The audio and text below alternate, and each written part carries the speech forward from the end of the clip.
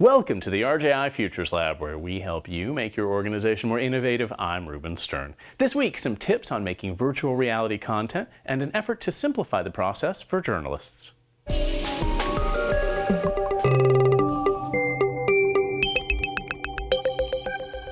Telling immersive or virtual reality stories is the next frontier for many news organizations, but the format has huge upfront challenges. For one thing, it takes a lot of technical skills to build these complex pieces.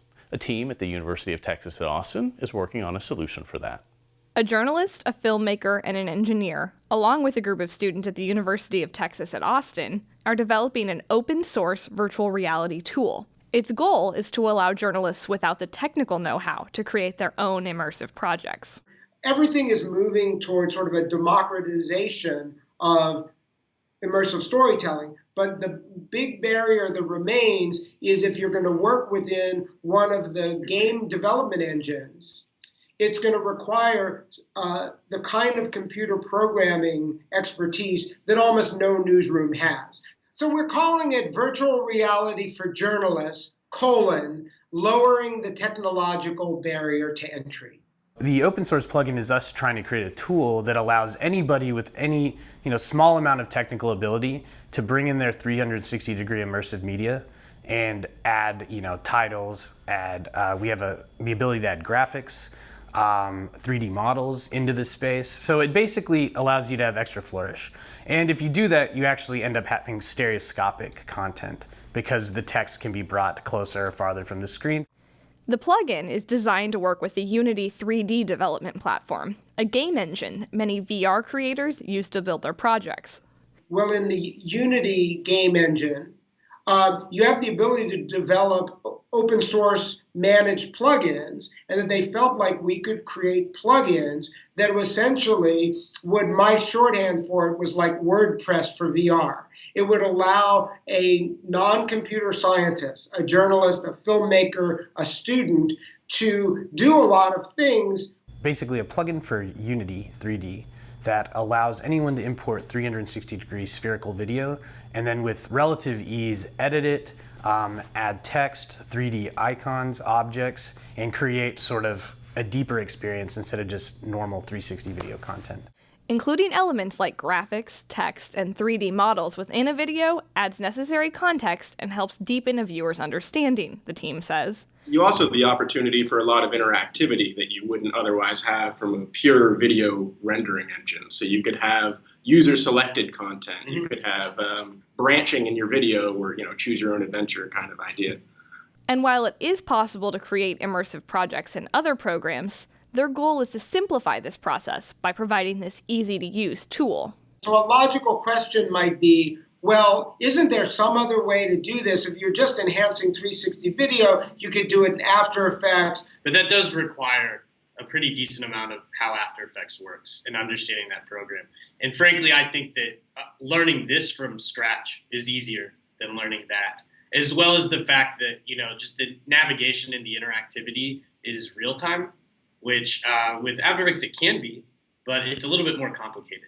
Any journalist or filmmaker, anybody who wants to add anything to their videos and potentially get them out there in their own format can sit down and after about 10 minutes understand how the program works. And then in another 10 minutes they could have spit out their first piece. The team at the University of Texas at Austin was founded in part by a Knight Foundation grant. The plugin they're developing will be open source and free for anyone to use. For the Futures Lab, this is Katie Mersman. Beta testing with a few selected partners will begin this summer, and the team hopes to open the tool for public use in the fall. While new tools are making it easier to create immersive content, it still leaves the question of how to make the material interesting and engaging. We asked some experts for a little guidance. One of the first things journalists ought to do is get out and shoot and experiment with the technology. What's interesting about it now is the technology has become somewhat democratized in a sense that, especially for shooting stuff, it's not as expensive as you'd think. I would just say start experimenting, start understanding how the format works and how you want to use it. It's literally a perspective, and it is basically you're capturing a certain moment in time from every single angle. Getting used to what that means and how to quote unquote shoot that sort of content is, I think, the most important thing. A Ricoh Theta is $300, and you can shoot with it and see how it looks. and start to think like, how do you tell a story? How far away do things need to be? It's not like you're zooming a lens on a 360-degree camera, and there are stitch lines associated with it. And so like if you get too close, then things get stitched out of the image. The second step, think about visuals. What are the best situations to capture from a 360-degree perspective? Situational stuff works really well. So knowing what it feels like to have everything going on around you, and you know, you might be looking in one direction in a VR headset, but you know that behind you there's sniper fire coming in. And so, you know, as you're immersed in this piece of content, you have that sense that there's something behind you. I think location visits, like, so the Juarez thing for us was perfect because it was a location that frankly a lot of people, you know, wouldn't want to go to. I mean, they'd be curious about, but they would be worried about safety or something like that. So that was perfect for us. We're taking people someplace where they normally wouldn't go or couldn't go.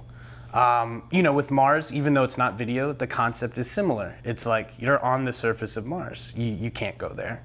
Probably in your lifetime, you'll never be able to do that, right? But you're there. And we're giving you a perspective on something that you could not otherwise see.